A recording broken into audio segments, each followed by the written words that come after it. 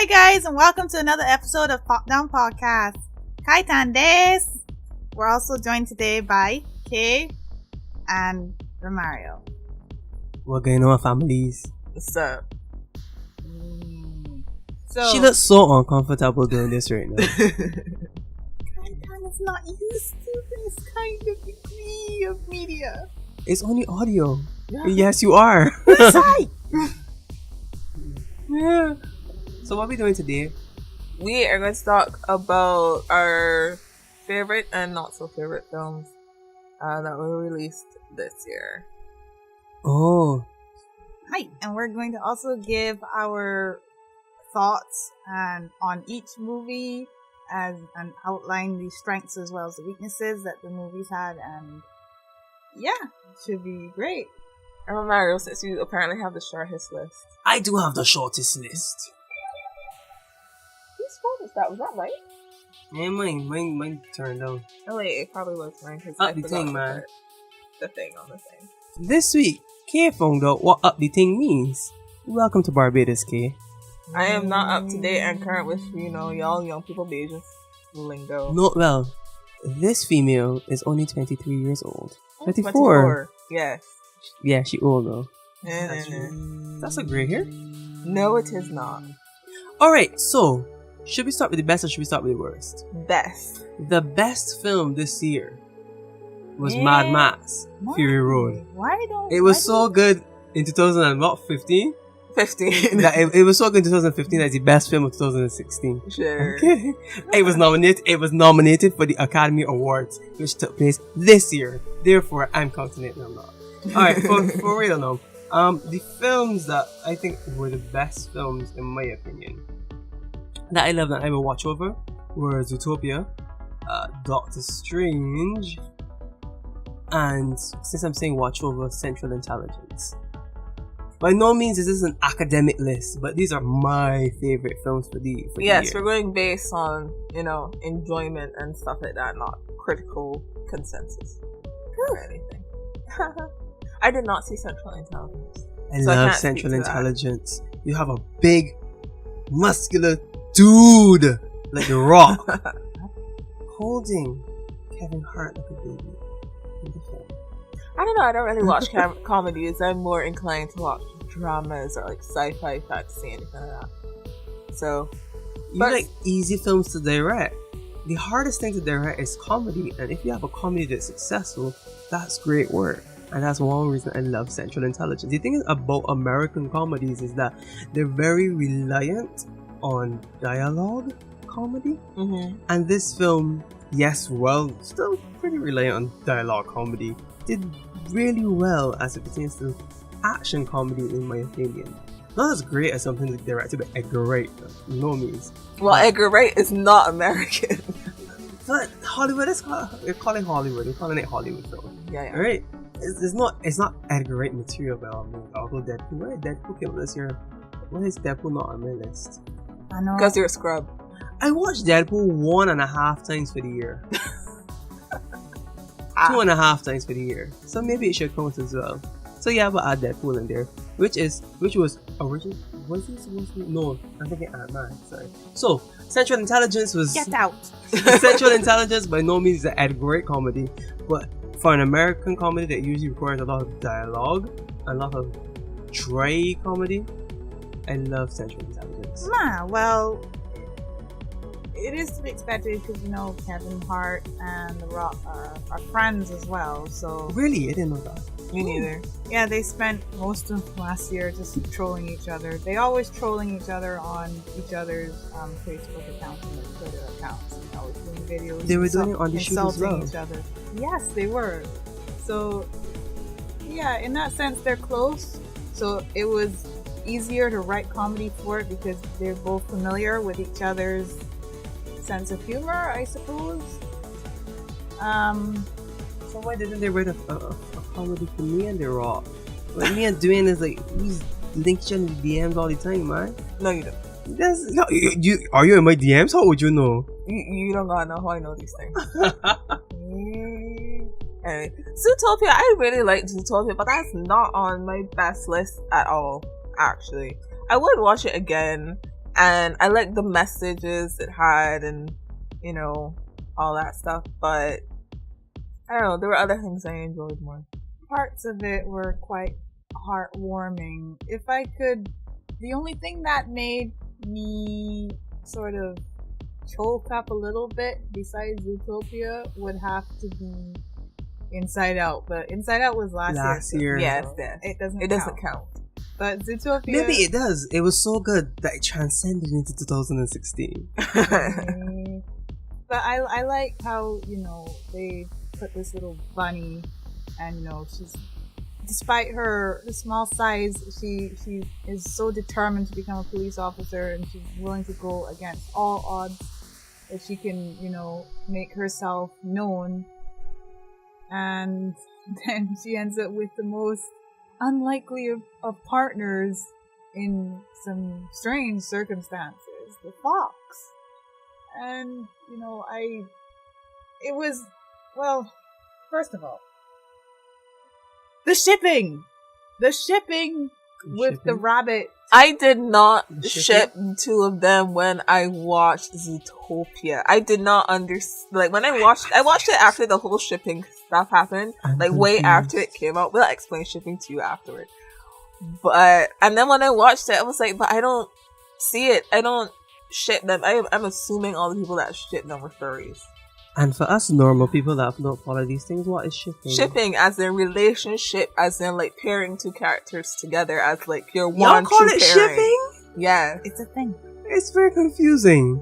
No, if you're part of fan communities, you would know these terms. Shipping. Shipping. I've never heard of that before. Yeah. I'm thinking Amazon. No. It happens a lot in Yaoi. We're not talking about Yaoi. Ooh, maybe we could have a whole Yuri on Ice podcast and talk about Yaoi. Whatever that is. Yes, you don't watch anime, you don't know. No. Anyway, what was your other best Doctor film? Strange. Yeah, that's not on my best either. I mean, I really liked it, but again, there are other films I enjoyed more. Mm-hmm. Doctor Strange was. I'll be frank. No film has ever made me want to watch it again like Mad Max. So, like, right now, Mad Max is my standard. Mad Max is my standard too. Mad Max is my standard. Yeah. And no film this year that I've watched has been like, oh man, I need to watch this again. No film! So, Last Christmas. I give you my heart. No. Last Christmas. Like, I always get like a movie playlist of things to watch on Christmas with the family. And I played Mad Max. And no one in my family understood what was going on in the movie. Which surprised me because it has a really simple, really straightforward That is a plot. film you need to watch in the cinema. There was also the fact that like the movie was on and I was the only body watching it and everybody else was talking. Because it's not a family movie. And they didn't like it either. But I'm Home Alone. Because remember, I believe in a situation like that, people don't want films that they have to sit down and really pay attention to. Mad Max may seem like a film you don't have to do that, but you have to because the details of the narrative are in the production design. Yeah. Right? It's in the setting. So it's not I look off and then come back and go to the bathroom and come back and pick it up where they left. Home Alone is a film for that. I've never seen Home Alone or any of the You know what we really should be talking about right now? The best Christmas movies. Oh god, no. Yes, Die Hard. Anyhow. Yeah, I haven't watched that many Christmas movies, so. Because you only need to watch Die Hard. Scrooge. I've never seen Die Hard. I've never seen anything Die Hard. What travesty is this? You've not seen Die Hard? Anyway, move on to Kaetan and her best. Who's Kaetan? My mother. This girl is so rude. You know, she's an old woman. Kaetan doesn't really go to the movies that much, but based on what I saw this year, some of my best ones would be Sausage Party, Deadpool, and well, it's kind of a tie between Secret Life of Pets and Trolls and Zootopia, and it's an animated film that came out this year, It's called I've Always Liked You. From where, Japan? From Japan, but it's actually called. Let me see if I can remember the Japanese name here. As she looks up on her phone. Zutto mae kara suki deshita. English! I just I've said the always English liked you. name. I've always liked... No, what is it literally translated? Do you know? I've always For a long time now, I've always liked you. Okay. It's very interesting how people translate titles from one language to another.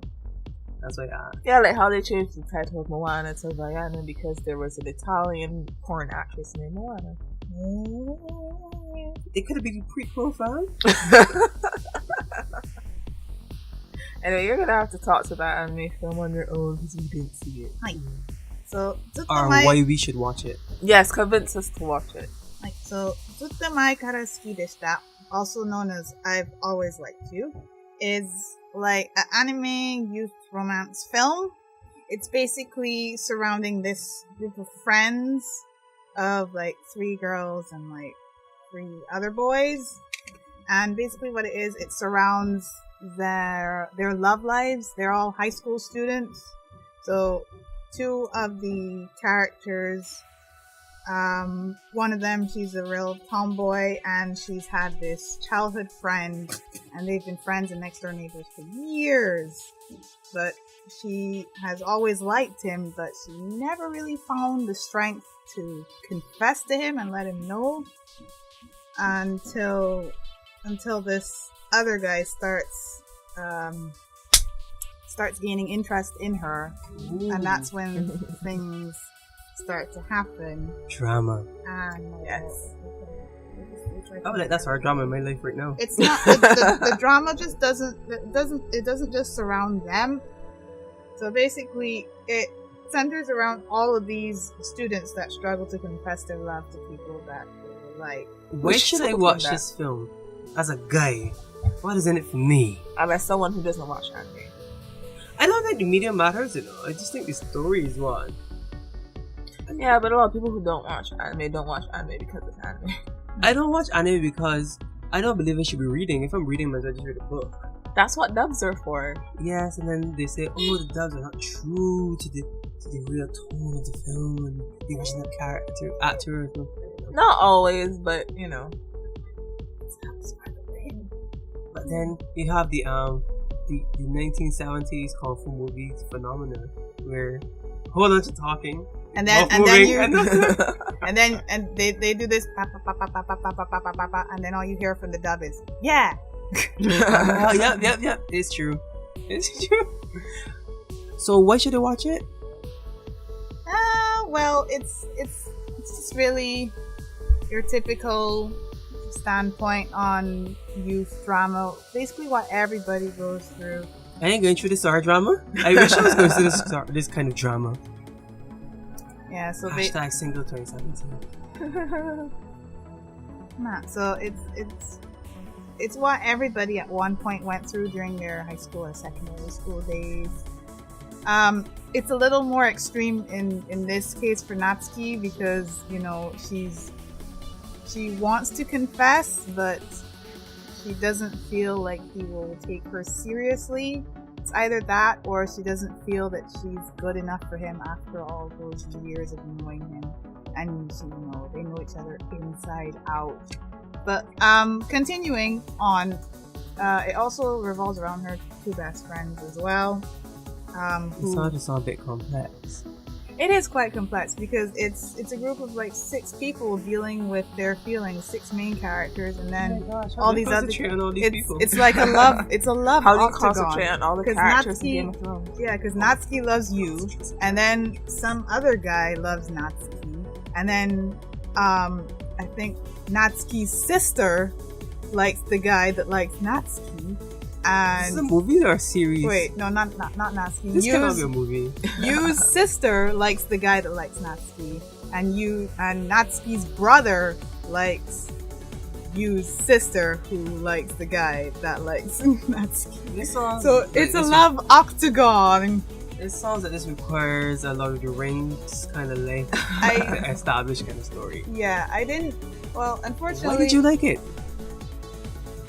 I like romance and I like drama. I like that. I like to relive. You like that romance phase. and drama. Yeah, I like Noted.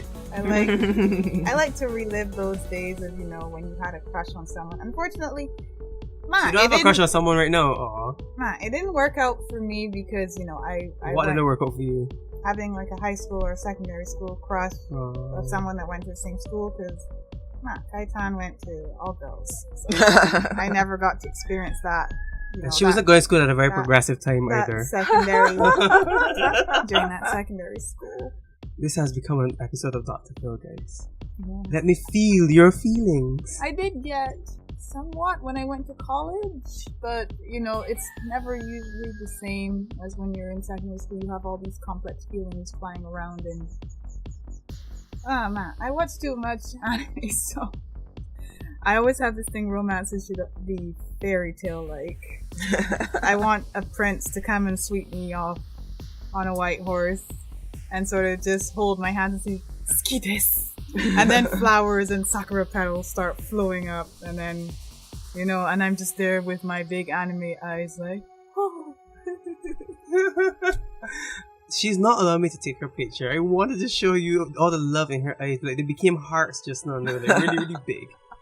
Can't share that now. Don't worry, Photoshop is gonna work. Oh. So what other good films are there? Well, we haven't talked about Sausage Party. Oh my, yes, because she just went into her big long love tangent. Sausage Party was a trip. I didn't watch it as yet. I watched it twice. Oh, I didn't get to just watch for the experience. I wouldn't say it's like particularly good. It's just like very outrageous, and it's like you just need to experience it. But I have not at least once. I've not watched it, but it's this phenomenon with me and Sausage Party is very similar to me and Harry Potter. I've not watched any of the films in their entirety. I could tell you exactly what happens in Harry Potter. So I've seen so much clips of Sausage Party. I basically understand what happens in Sausage Party. Matt, go ahead then. Yeah. Tell us what happens in the end. I don't know what happens in the end. Then you don't know. That's the worst part. Oh, you mean the sex scene? The sex thing? Oh, it was so cringy. But you just could not take my eyes off. Not animals. Oh, I couldn't take my eyes off. You couldn't take your eyes off of it. No, not see what you're fancy. Because it's just you can't believe what you're looking at. A food orgy. A food orgy. Only Seth Rogen. I thought it was funny. Yes. And it was funny. Genius. I loved it. But the film does contain some very serious themes to it. Yeah, but they don't really take the themes that seriously or really delve into them. That's really up to you as the audience to determine how deep the rabbit hole goes. Yeah, well, they focused on race. They focused on religion, on the treatment of women. Yeah, the treatment of women with what's the falafel being like an Arab as well, and Jews getting, and the Jew being, I don't remember what the Jew guy was. Was it a taco kind of thing? That's a falafel or whatever. That's what he is, but I don't remember what he was. And then you have the bun. What was her name again? I don't even remember. That bun was sexy. She was Brenda. Brenda? Sexy. Yeah, Brenda. I think her name was Brenda. I find it disturbing that you find food sexy. Well, it's just how their character. Who doesn't find food sexy? Well, what's wrong with you? At the beginning of the film, she was like, "I've never really had anything inside me before. I mean, look how tight I am." And that time, the main character is just there. Like, he's just there. He's just beside himself. Like, oh my god, I just want to get up. And he's just like, I can't wait to just, make the 2-1. Get up in there, and then you're not gonna jackrabbit it, right? Sausage Party is the kind of movie that makes you clutch your pearls all throughout. Maybe. Yeah, it's all cringe in a great way. Yeah, cringe that you enjoy. What's the next film? Trolls? I've not seen that. Is that the spin-off of Frozen? No, that's the one with Justin Timberlake in it. That's like based on the Trolls toys. You know the trolls that had the spikes? They used to scare me. People used to collect those back in the 90s. I never had one. And they were always naked. I think it's because people just took off their clothes. Because I think they came with clothes. Some of them came with clothes, I believe, and you could just like strip them off. See, that is racist. No one strips off the clothes off of Barbies. I did. All my Barbies were naked. Well, we have some discussion afterwards. I stripped mine and then I burnt them. I popped off their heads. I think this really needs to become a Dr. Phil session. I threw one in a tree once. I can't remember why. Oh, that's my dog. Oh, y'all like that guy, that kid from Toy Story? Andy? Maybe. Is his name Sid? Sid, yeah. Maybe. No, y'all meant to be extreme. Y'all didn't have a hooker. So. No, we did not. So basically, Trolls revolves, like Kay said earlier, it revolves around the toy merchandise. Trolls with the really spiky hair. I'm assuming you're gonna put up a picture of it. Yeah. And it basically, they're in a kingdom. They live in a kingdom as basically slaves to these ogre-like looking creatures. And what so this was a live action film or was it an animation? It was 3D animation. It was 3D animation. So what it is that the trolls are they're very happy characters and they're always singing and they never.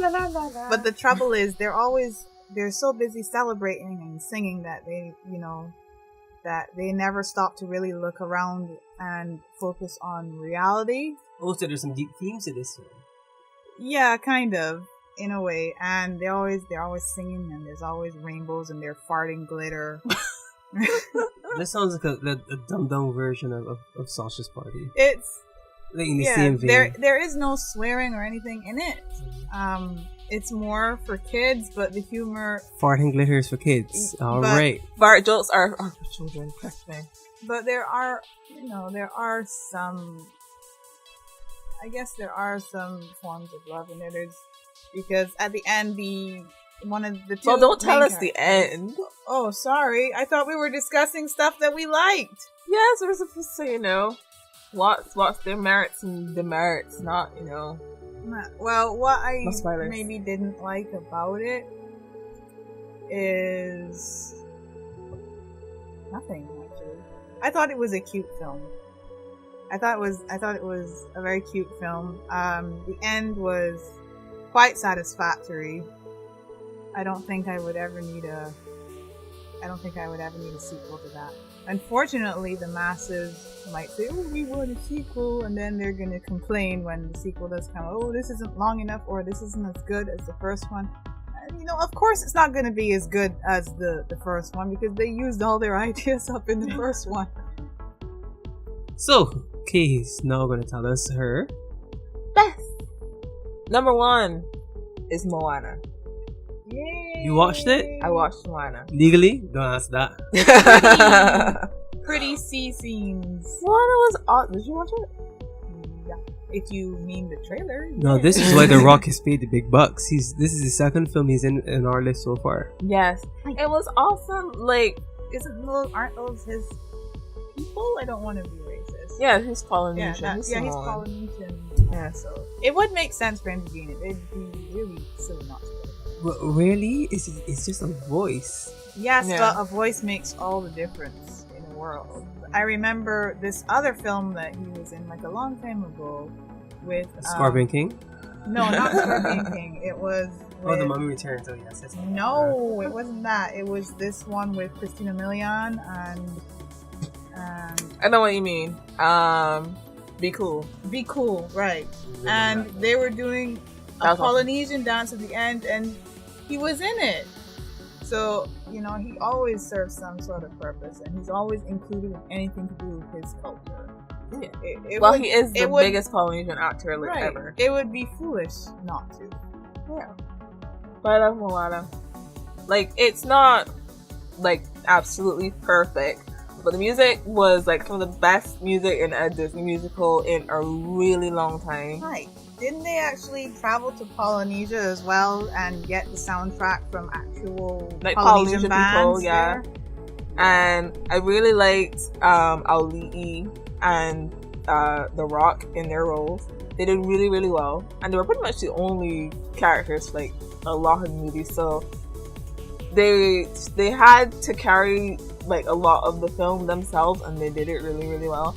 And it just reminded me, it had like the same kind of like feeling and tone of like Disney Renaissance films that I felt like a lot of the Disney revival films were missing. Like, I don't hate any of the Disney revival films, but they didn't have that same kind of feeling as the Disney films that I grew up with. So it was it wasn't like a reboot or a sequel or anything to any of those films, but it made me nostalgic about those films. Like Beauty and the Beast? I can't wait for Aladdin? that to come out. I'm gonna watch Beauty and the Beast because Emma Watson! because the Hey! original, well, quote unquote Suki. original one is like one of my favorite Disney movies, and it looks to be like a beat for beat remake, but that doesn't mean it's gonna necessarily be good. But also, Tarzan. You mean Legend of Tarzan? Well, Legend of Tarzan wasn't a remake of the Disney one. That was just some other studio doing some other thing. I heard it was garbage. I don't know. I didn't watch it. The rest of my best films are Deepwater Horizon, Deadpool, Swiss Army Man, and Kingsglaive Final Fantasy 15. Wait, did Kingsman come out this year? No, that was last year. So all the good films came out last year? More. Okay. Why do we keep mixing up films that came out this year, last year, this year? No. Because they were that good enough that we remembered them. Yes. Yeah, this year was not a memorable year for film. Mm-mm. But then Batman again, versus Superman looking at you. hello, that was not a bad film. I didn't like Anything with Batman is But then bad. again, this is December, so you know, this is that month. it. Yeah. Anything with Batman and Superman in the same movie is usually never good. Yeah, not true. Except Worst all films. the DC It's animated good. films. Worst film. All I need to say is Ghostbusters. Drop mic. All I need to say is Suicide Squad. Suicide Squad was not bad. Suicide Squad was bad, and it was a disappointment. I knew it was going to be bad, so that's why I didn't waste my time going to watch it. Like, I Because- still say the editing was what made that movie close to, but not quite garbage. It was one long trailer for obvious reasons. But I mean, given the cast that they had, I mean, they had Margot Robbie, they had Will Smith, they had Jared Leto, they had Viola Davis, they had David Ayer as the writer and director, and still that film did not come together A properly. cast does not make a film. It doesn't. It brings people in, but that doesn't A necessarily script mean makes a film. The script was done in 6 weeks. Yes, but Yeah. if you put big names in it, people are going to want to come and see it. Exactly. Regardless. The script was so much crap that you had to make sure you get big names so you could make back your money, which they did. It's about the money, guys. The money. Another reason Ghostbusters failed. It's not made back his money yet. I heard a review. I heard a rumor that Megan Fox could go in the sequel as Poison Ivy. If there is a Hell sequel. no. Oh, I would Terrible no. actress for a terrible movie. Uma Thurman was a better Poison Ivy than Megan Fox could ever make. But all we want from Poison Ivy is a nice curves beat. That's all we want from Poison She'd only Ivy. be sexy. Megan though. Fox is a complex, deep character on her own. We don't need her just to be there for tits and ass. What? Are you saying Megan Fox is a complex character? No, Poison Ivy. Oh, you said You Megan said Fox. Megan Fox. Oh, my bad.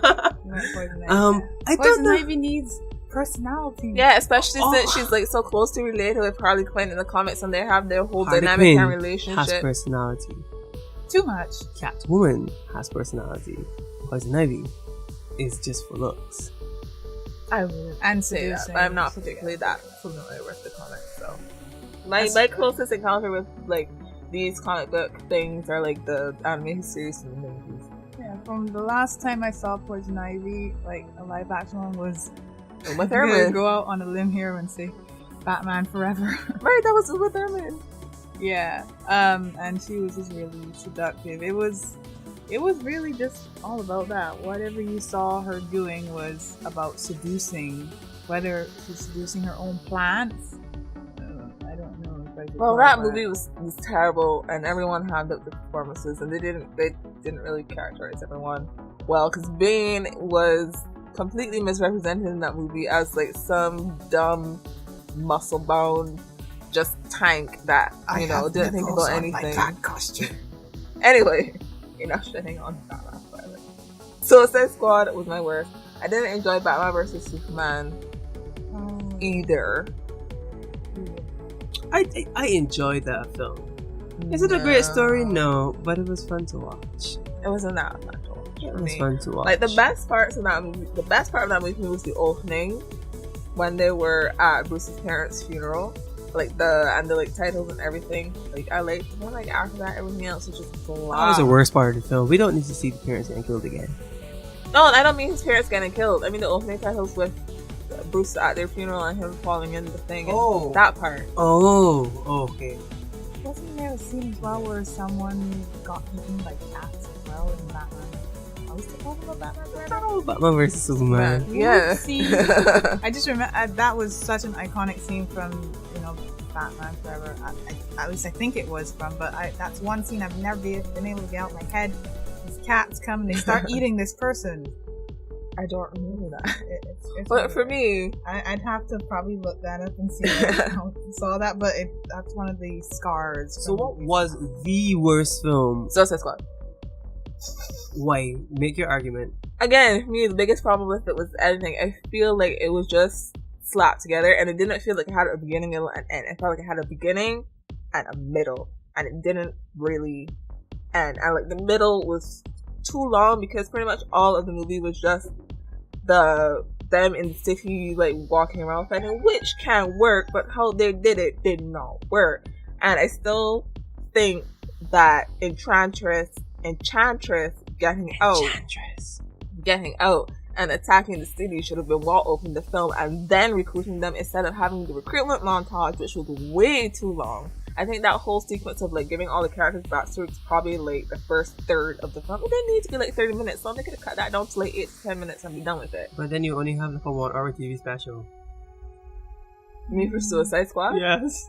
If they had spent less time on that and spent more time on the actual story of the film, which introducing the characters didn't really have anything then you to have do a short with. film. No. For Cannes or Sundance. No. They could have spent more time on everything else. Yes, what's your worst film, Kaetan? Probably, I'll probably get a bit of hate for this, but Bazodee, which was from Whoa!